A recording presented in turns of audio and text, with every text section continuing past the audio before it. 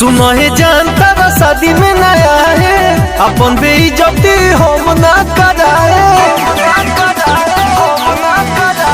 सुनो है जानता बा शादी में नया है अपन बेइज्जती हम ना कराए। हट जाई करे जा जब मंगिया भराई हो।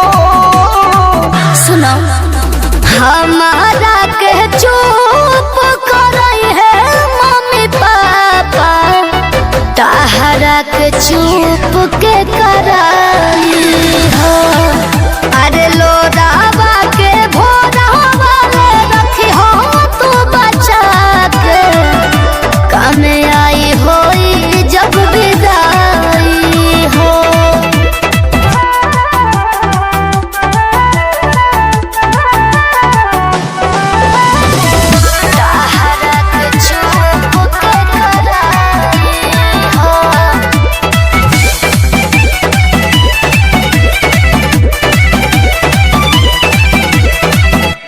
दोनों परानी पबी पत आयल बाजन हो, भगिया में जोड़े नाले खायल बाजन हो।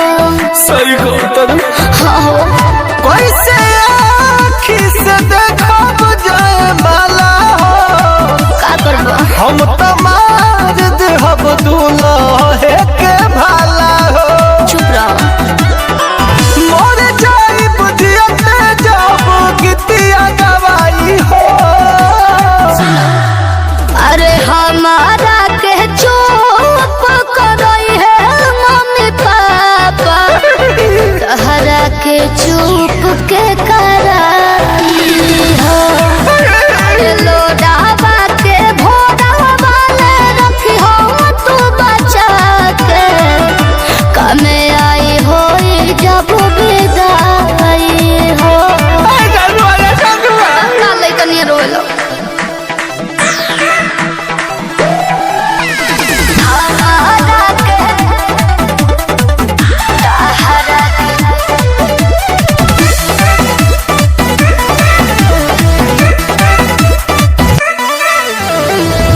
कर जवा के ऊपर पत्थर रख के तू हा, अपने हाथवा से डोलिया में बैठई हा।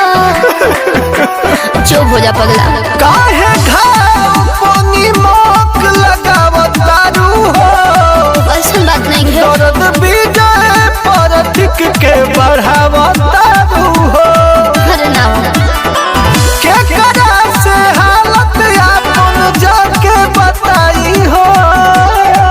सुनो हमारा के चुप करई है मम्मी पापा, ताहरा के चुप के कराई हो। अरे लोरा